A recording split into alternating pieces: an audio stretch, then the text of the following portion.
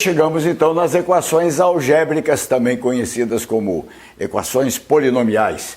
Por que será, né? Tira esse igual a zero aqui, olha para aquilo. É um polinômio, você acabou de estudar polinômios, não é isso? Está representado aqui na sua forma genérica, onde a n-1, etc., seriam os coeficientes de uma forma generalizada. O x ali seria variável, não é isso? A variável x. E n, n-1, n-2, os expoentes que normalmente a gente coloca na forma decrescente no polinômio, perfeito?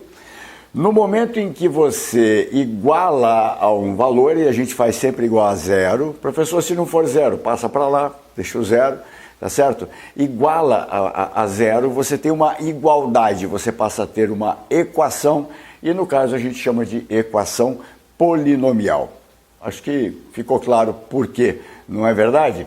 Muito bem, então vamos ver algumas características. Esses coeficientes, A1, a n, a n-1, etc., eles podem ser complexos para você ter uma equação polinomial. Então aqui poderia ser i vezes x elevado à quinta, mais 2x elevado à quarta, menos 3i, né, vezes x, etc. Porém, para nossa tranquilidade, nós vamos estudaremos só com coeficientes reais. Então, não vai ter número complexo aqui no azul, trabalharemos somente com coeficientes reais, tá bom? O n, n-1, que são os expoentes, tem que ser números naturais, tá? Então também não pode ser meio, não pode ser fração, nem número complexo, são números naturais. E x, que no polinômio a gente chamava de variável, porque para cada valor de x eu tinha um valor numérico diferente, então podia variar. Nesse momento passa a se chamar incógnita, tá bom? Apesar da gente misturar muito, tratar como variável como se fosse incógnita, há uma pequena diferença, não é? A incógnita é algo que você está a procurar, você está procurando o valor. E na verdade é isso, no momento que você tem a equação, a igualdade, você procura um ou vários valores para x que tornem a sentença verdadeira. Então ele não pode variar à vontade, né? Você está buscando o x, você está buscando a incógnita. O que pode acontecer é ter mais de um valor que torne isso verdadeiro. Perfeito? Exemplos. Gente, x² menos 5x mais 6, você vai rir, né? Você vai falar, professor, isso aqui eu conheço, eu sei até resolver. Exatamente, você já vem trabalhando com equações algébricas, olha, há muito tempo no ensino médio. É a equação do segundo grau, você sabe resolver, né? Aqui você tem uma equação do primeiro grau, também é uma equação algébrica, também é uma equação polinomial, mas, claro, não pode esquecer como é que resolve essas, a gente vai usar todo o seu conhecimento, tá bom? Inclusive de números complexos, mas o nosso objetivo são coisas parecidas com essa aqui da letra C, tá vendo? Qual é a diferença? Nossa, o grau aumentou um pouquinho, né? Aqui eu botei um exemplo de quinto grau. Você conseguiria imaginar por onde vai começar a resolver essa equação monstruosa? Não, difícil, não é? Pois, vamos lá. Vamos começar com ela, tá?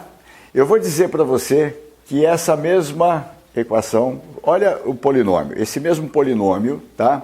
Foi decomposto em fatores e colocado aqui, olha, escrevi aqui, nesse exemplo, onde pede para resolver, esse x-1 vezes x-2 vezes x, você vai falar, não, mas aqui é primeiro grau. Não, não é primeiro grau, cara, presta atenção. Você está multiplicando x-1 pelo x-2 pelo x-3, então são fatores aqui de uma multiplicação, tá legal? O produto, que é o resultado disso, observa, 2 vezes x, 2x, vezes x, 2x² vezes x, 2x ao cubo, vezes x, 2x à quarta, vezes x, 2x à quinta, olha ele lá, você entendeu? Então se você aplicar a distributiva, destrinchar tudo isso, juntar lá, reduzir os termos semelhantes, você vai chegar exatamente neste polinômio que está aqui. Esse lado esquerdo vira esse, então é a mesma coisa. Agora você já sabe que essa equação e essas são equivalentes. Significa que o conjunto de solução desta é o mesmo daquela. Aonde é mais fácil de resolver? Você percebeu que aqui você tem um produto igualado a zero? Ou seja, você tem a multiplicação de diversos fatores tendo que ser igual a zero. significa o quê? Significa que se qualquer um dos fatores for igual a zero, a equação está satisfeita, tá certo? Eu vou te dar um exemplo, vou fazer passo a passo e aí depois os outros a gente vai conseguir deduzir, ganhar um tempinho. Observa, qual o valor de x zera este parênteses aqui? Você pega o x menos 1, quando é que ele vai ser zero? Você iguala ele a zero, passa 1 para lá, x igual a 1. Dá para fazer de cabeça, né? 1 menos 1 é zero, olha lá, põe lá. 1 menos 1 é zero, tá? Então a raiz deste fator é 1, tá? Observa, mas professor, aí vai dar zero aqui. Se o x for 1, aqui não dá zero, aqui não dá zero, e daí? Não é o resultado da multiplicação que tem que ser zero? Percebeu? Esse 1 é raiz. Se você pegar e substituir, você vai ficar assim, olha, 2 vezes 1 menos 1 vezes, coloca 1 no lugar do x, 1 menos 2 vezes 1 menos 3, 1 menos 3, vezes 1 mais 5, tá? O x mais 5 aqui, olha, põe 1 lá, 1 mais 5, vezes 1 mais 1. Certo? Bom, se 1 é raiz, ao substituir o x por 1, esse resultado tem que bater, tem que dar igual a zero. Vamos ver quanto dá isso? Olha só, aqui deu zero, então você ficou com 2 vezes 0 vezes 1 menos 2 é menos 1, 1 menos 3 é menos 2, 1 mais 5 é 6 e 1 mais 1 é 2. Quanto dá isso, cara? Percebe? Não precisava ter feito a conta aqui. Né? Porque 2 vezes 0 é 0, 0 vezes menos 1 é 0, 0 vezes menos 2 é 0, vezes 6 é 0, vezes 2 é 0. Então, o que você precisa saber é que, zerando esse parênteses, você tem uma raiz. Zerando esse, você tem outra raiz. E zerando esse, mais uma. E assim, sucessivamente. Olha lá, conjunto de solução. Aqui qual vai ser? 1 é raiz. Quem zera esse? O 2, porque 2 menos 2 dá 0. Quem zera esse? O 3 e esse. Menos 5, né? Porque menos 5 mais 5 vai dar 0. E esse último, menos 1. 1, 2, 3, 4, 5 soluções para uma equação de quinto grau, né? E isso não foi coincidência, a gente já vai ver. Tá legal? Então veja, essas 5 soluções são soluções dessa equação polinomial. Só você pegar cada uma e substituir e ficar brincando com elas aqui. Tá legal? Muito bom. Aí ficou, lógico, eu sei qual é a tua pergunta. Como é que você sai disso aqui, Fernão? Né? Como é que você sai dessa equação horrorosa e chega naquela prontinha para resolver, bonita, né? Aí vem o nosso trabalho a partir de agora, tá bom? Muito bem, quem começou a achar um caminho para isso foi um cara chamado Gauss, que com 21 anos fez a tese dele de doutoramento e ganhou o nome Teorema Fundamental da Álgebra. Vamos entender. Toda equação, considera um grau maior ou igual a 1, tem pelo menos uma raiz complexa. Quando fala complexo, não precisa ter i, não precisa ser imaginário. O número real, ele é complexo, tá?